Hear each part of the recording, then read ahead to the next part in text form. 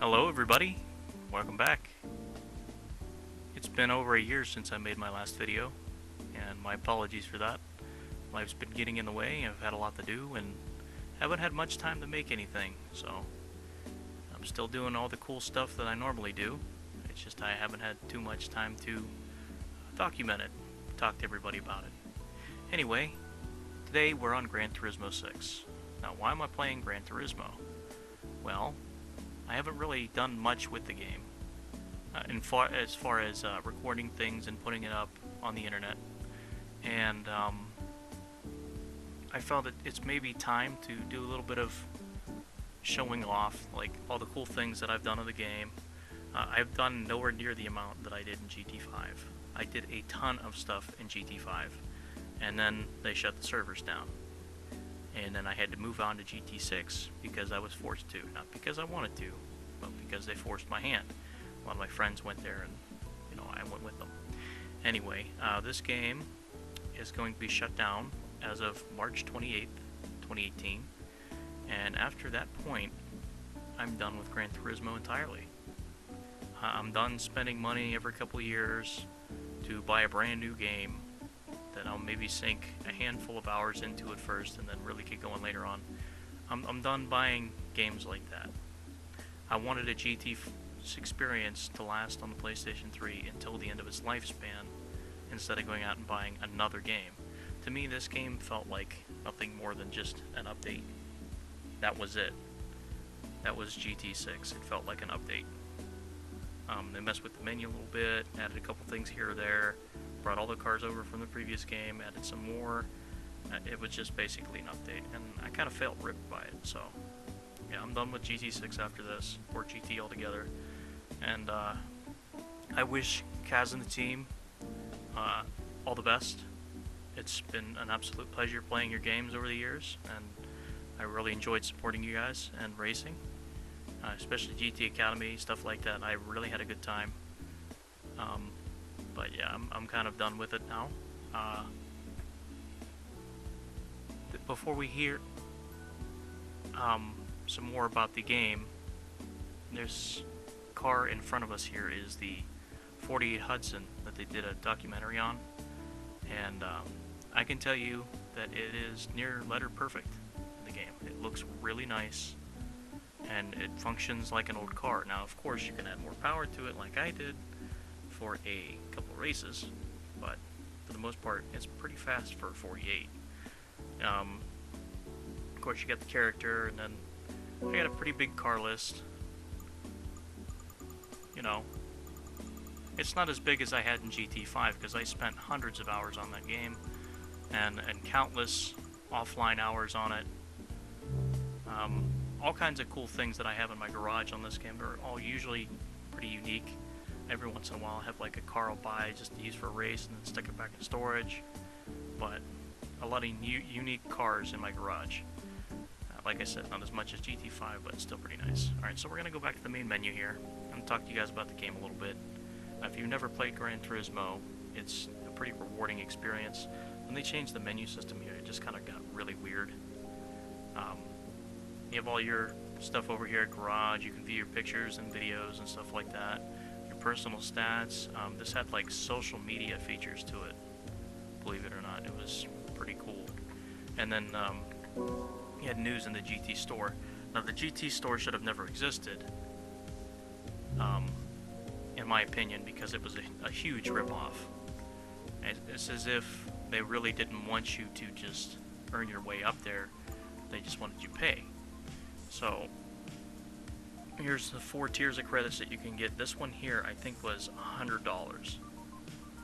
$100 for 7 million credits. I've actually earned 7 million credits by doing a couple of seasonal events, and there's no point to this existing, really. It's just there to irritate everybody. Microtransactions, not a good look for racing games. Definitely not a good idea.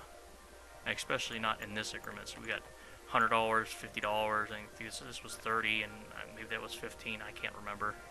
I can't remember the prices of them because I never bought them. Over here you have the online feature that will be removed here soon enough. You have the seasonal events, I play these a lot to get free cars and money and stuff like that. I got a couple bronze and silver trophies because I haven't really went in there in depth to go ahead and do more races and whatnot. I didn't have time at that part of the night, but they put new events up every couple weeks. We're used to anyway. They stopped giving a shit after like 2015. It was basically just throw anything in here and they'll be happy with it. And then we have the quick match options, which included different events that you can join. And I don't even know what the hell this was supposed to be. It's been there for a while. You know, you got your touring car, sports car. They include different levels of challenges every couple weeks. It was nice. And then you go up to the community tab, and this was sort of like a social media platform, I guess. It was even more than the messages, because you see have messages included. This was launched like well after the game came out, like I think a year after the game came out they launched this, and it was really bad timing. Here's my stats, our current clubs. I put, we had 24 members in GTA racing at one point, and it was quite a bit of fun when we got like 4 or 5 people on, and it was even more fun when we got like 15. And I really enjoyed it. It was a lot of fun.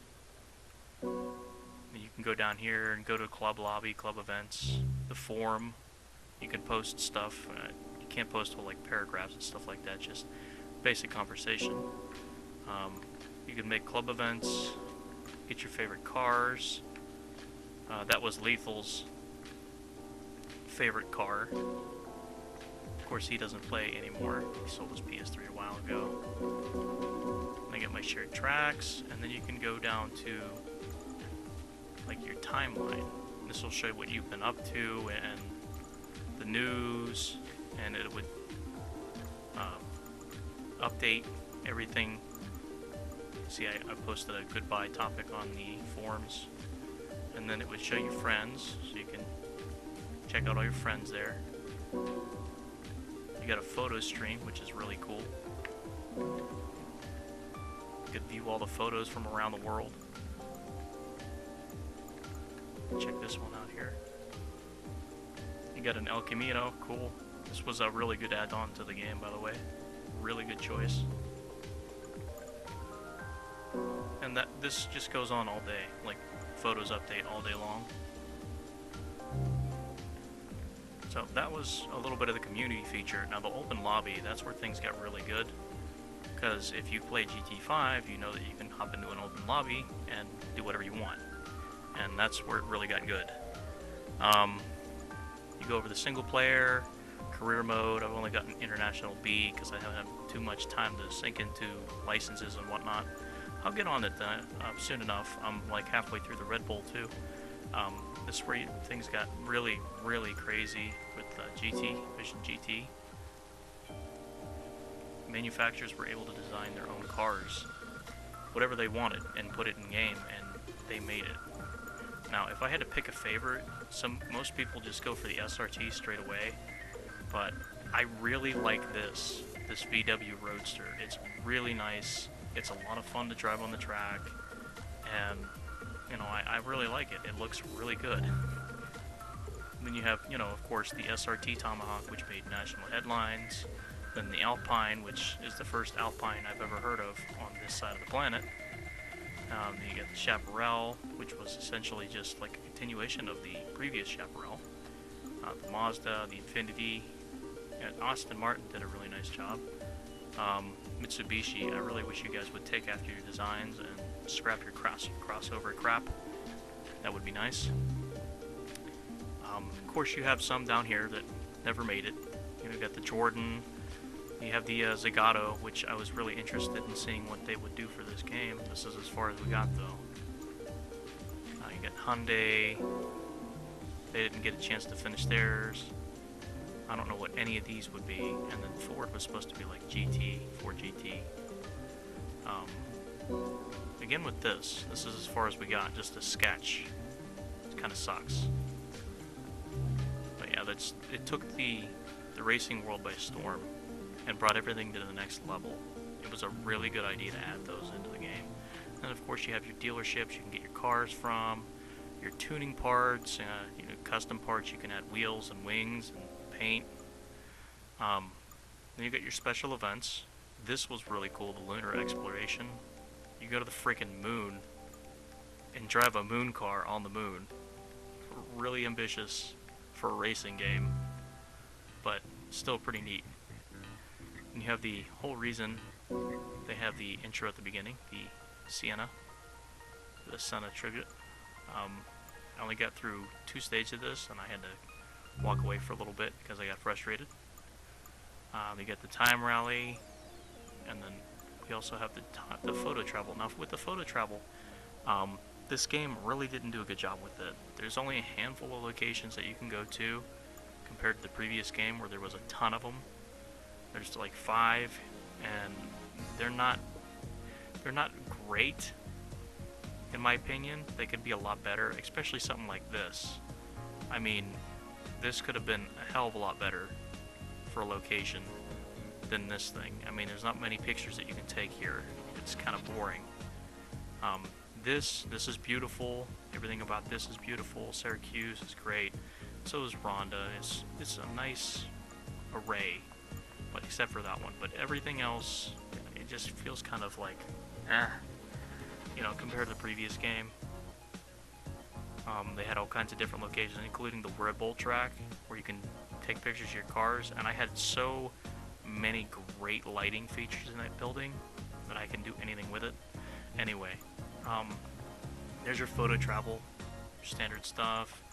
This is where things took a turn to the real world, and we got a chance to see what this would do. So, it would allow you to load lap data from a track that you went to from a device that you plugged into your car, and it would let you log the data and analyze your track, or how you were driving on the track. And I just cannot believe how crazy that is. It's to think that a racing game has that is astonishing, especially on the PlayStation 3. The same thing with this. GPS Visualizer generates a replay based on GPS data from a real-world run around any given track. So you need a USB device, which I do not have, and I didn't really read up on it a little bit, so I'm not exactly sure what that entails. I'm not sure if that's going to get taken off or not. I really hope not. I know for a fact this will be going down. Track path editor. It's going to be taken off the store, and then they're going to shut down the service, so you can't create tracks and share them with your friends anymore. It's basically just like, everything's shutting down. So all the online tools, anything with the track path editor is getting shut down. So any tracks that you have on here, I'd suggest you play them, record them, do what you got to do before they get taken out of here. You can't use this anymore. And I did have another track. I have my first track, and then I just edited another one I can throw in here. But there's the overview of the game. Now I'm gonna play some gameplay here in a little bit, and I'm gonna try and stay quiet, just to give you guys a general feel of what the gameplay's like. Just give you an idea, because we've had quite a lot of fun here. Here's my gallery. I have stuff back from 2014 where we were just racing around in whatever base model car we could afford at the time, and we were having a good time. I wish I would have recorded more of that, but my hard drive and cloud space on GT's very limited. And then we have the photo mode. Lots of photos. I like taking photos. And of course you have your music and your movies, which I only have 2 unlocked, which is pretty weird. This game for racing is just very in-depth, and I'm gonna be really sad to see it go. This is the last racing game on PS3 that's really widely available that you can get your hands on, that has online features, and it's gonna suck. It is. a world without GT on my PS3 that I can get online and play with friends is just, it's crap. It sucks. And I can't believe he's gonna do this again to everybody. He's gonna force everyone to upgrade to a PS4 to play GT, or you can't play it anymore. Now, granted, a lot of people have moved on to PS4. Numbers don't lie. But still, I mean, there's a lot of people out there that won't get that opportunity. And again, that sucks too. But yeah, I'm really gonna miss this game. And next couple of days, I'll be recording gameplay, like I said, and trying to save everything before the online ship goes down. I'm hoping all these GT cars don't go away, otherwise I have a very long ass grind on my hands. 1,000,000 credits each. It's gonna wait a while. But thanks for watching, and I'll see you guys with more gameplay here in the next couple days. Like I said, I'm really gonna miss this game, and if you guys have any fond memories, you go ahead and leave them down in the description below, or the comment section below there, and we'll talk at you later.